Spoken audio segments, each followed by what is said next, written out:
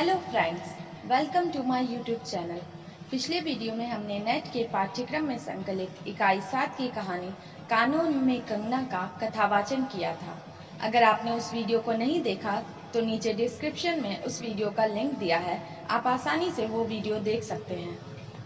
आज के इस वीडियो में हम कानों में कंगना कहानी के परीक्षा उपयोगी महत्वपूर्ण बिंदुओं पर चर्चा करेंगे। तो आइए देखते हैं इस कहानी के महत्वपूर्ण बिंदुओं को। राधिका रमन प्रसाद सिंह का हिंदी के आधुनिक गद्यकारों में प्रमुख स्थान है। इनकी गणना हिंदी के यशस्वी कथाकारों एवं विशिष्ट शैलीकारों में होती है।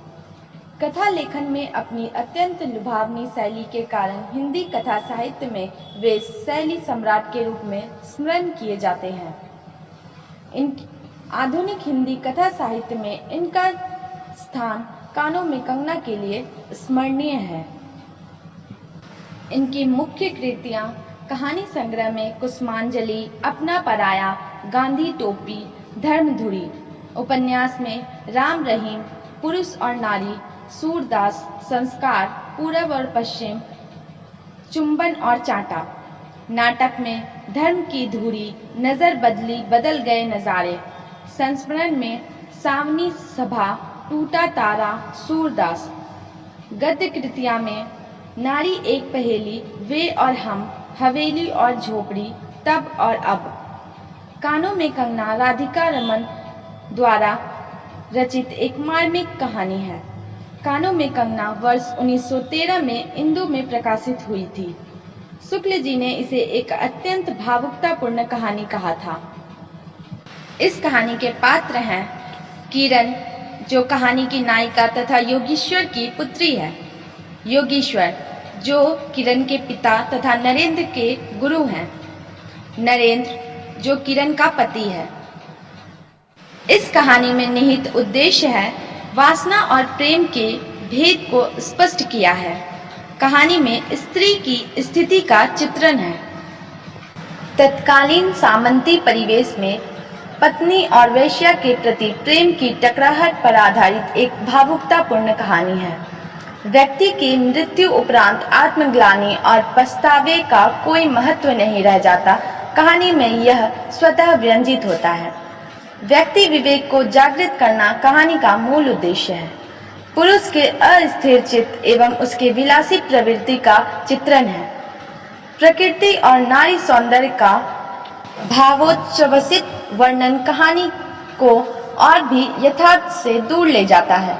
कानों में कंगना पहनने का तथ्य अपने विरोधाभास के कारण कौतूहल पैदा करता है और वहीं कहानी के अंत में करुणा का भाव भी व्यंजित करता है।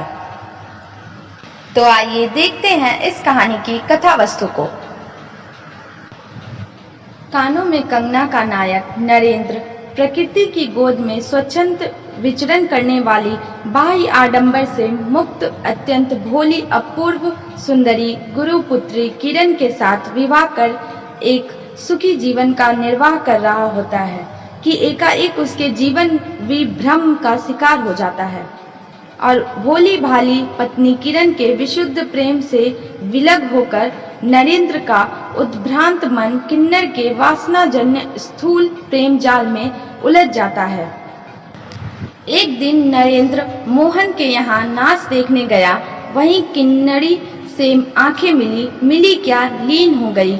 नवीन यौवन, कोकिल कंठ, चतुर चंचल चेष्टा तथा मायावी चकमक। किन्नरी सचमुच किन्नरी ही थी, नाचने वाली नहीं, नचाने वाली थी। धर्म, शिक्षा, कुल प्रतिष्ठा, पत्नी से पवित्र प्रेम सब वासना के कुंड में भस्म होने लगे। किन्नरी पर सब कुछ लुटा दिया, लेकिन झूठ ज्यादा दिन टिकता। सारी बातें खुल गई। किरण पछाड़ खाकर जमीन पर गिर पड़ी, जहां से फिर वह नहीं उठ सकी। लेकिन अब उसके समक्ष सारी बातें स्पष्ट थी। नरेंद्र को आत्मज्ञान हो चुका था। किन्नरी के तथाकथित प्रेम का नशा उतर गया था, लेकिन तब तक बहुत देर हो चुकी थी और उसके जीवन में केवल अंधकार ही अंधकार था। नरेंद्र ठगा सा कहता है, दुष्यंत सौभाग्यशाली थे, चक्रवर्ती राजा थे, अपनी प्राण प्रिया को आकाश पाताल छान कर ढूंढ निकाला। मेरी किरण तो इस भूतल पर नहीं थी कि किसी तरह प्राण देकर भी पता पाता। परलोक से ढूंढ निकालूं ऐसी शक्ति इस दीनहीन में कहाँ। उक्त कथन में नरेंद्र के हृदय की पीड़ा और पश्चाताप की व्याकुलता है। कथा का अंत मर्म स्पर्शी है। क्षणिक वासनाजन्य प्रेम व्यापार के लिए बहुमूल्य जीवन सुख की अपेक्षा करना घातक और विनाशकारी सिद्ध हो सकता है। कहानी भावना और वातावरण प्रधान है। राजा राधिका रमन प्रसाद सिंह जी ने अपनी विशिष्ट शैली के लिए प्रसिद्ध हैं। अपनी शैली के अनुरूप प्रकृति के मनोरम चित्र में कहानी की साज सज्जा से सजाया है। नरेंद्र की उपेक्षा को किरण चुपचाप बिना किसी प्रतिकार, बिना किसी विरोध को सहती जाती है। यह अंदर ही घुटती रहती है, मगर बाहर से उफ तक नहीं करती। अंततः दम साधे घुटती हुई वन कन्या किरण नरेंद्र के जीवन से सदा सदा के लिए विदा हो जाती है। अतः कानों में कंगना कहानी कथ्य शिल्प, चरित्र और भाषा शैली की दृष्टि से महत्वपूर्ण है। राजा राधिका रमन प्रसाद सिंह जी की उत्कृष्ट और प्रांजल शैली में लिखी गई कहानी कानों में कंगना कहानी साहित्य का श्रृंगार है। कहानीकार ने प्रणय के लिए विभ्रम की चेष्टा की झांकी द्वारा नारी जीवन की एक सहज, सरल, आकर्षक तथा करुण तस्वीर खींची है। इस कहानी की महत्वपूर्ण पंक्तियां। जिस दिन मैंने धर्म ग्रंथ से मुंह मोड़ा, उसी दिन कामदेव ने वहां जाकर उनकी किताब का पहला सफा उल्टा। तात्पर्य यह किया गया, जैसे ही मेरी शिक्षा दीक्षा पूरी होती है, नरेंद्र कहता है कि जैसे ही मेरी धर्म ग्रंथों की शिक्षा पूरी हुई, तो उधर से कामदेव ने पहला पन्ना मेरी तरफ लाकर, अर्थात कामनाओं का मेरे मन में, इच्छाओं का, प्रेम का मेरे मन में एक ज्वार पैदा हो गया। और किरण के पिता योगीश्वर ने कह दिया, नरेंद्र अब मैं चला, किरण तुम्हारे हवाले।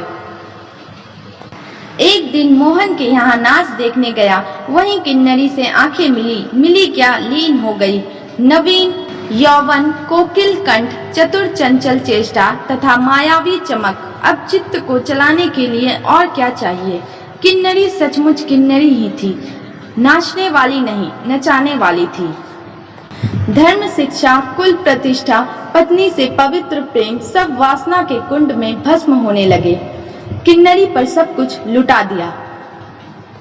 किन्नरी के तथा कथित प्रेम का नशा उतर गया था, लेकिन तब तक बहुत देर हो चुकी थी और उसके जीवन में केवल अंधकार ही अंधकार था। नरेंद्र ठगा सा कहता है, दुष्यंत ने अंगूठी पहचान ली, भूली शकुंतला उस पल याद आ गई, लेकिन दुष्यंत सौभाग्यशाली थे, चक्रवर्ती राजा थे, अपनी प्राण प्रिया को आकाश पाताल छान कर ढूंढ निकाला। मेरी किरण तो इस भूतल पर ना थी कि किसी तरह प्राण देकर भी पता पाता। परलोक से ढूंढ निकालूं ऐसी शक्ति इस दीनहीन मानव में कहाँ। उक्त कथन में नरेंद्र के हृदय की पीड़ा और पश्चाताप की व्याकुलता है। आशा करती हूँ कि मेरा छोटा सा प्रयास आप सभी को अच्छा लगा होगा। अगर वीडियो पसंद आए तो चैनल को लाइक, शेयर, सब्सक्राइब करें और बेल आइकन दबाएं ताकि आने वाली वीडियोस की नोटिफिकेशन आपको मिल पाए।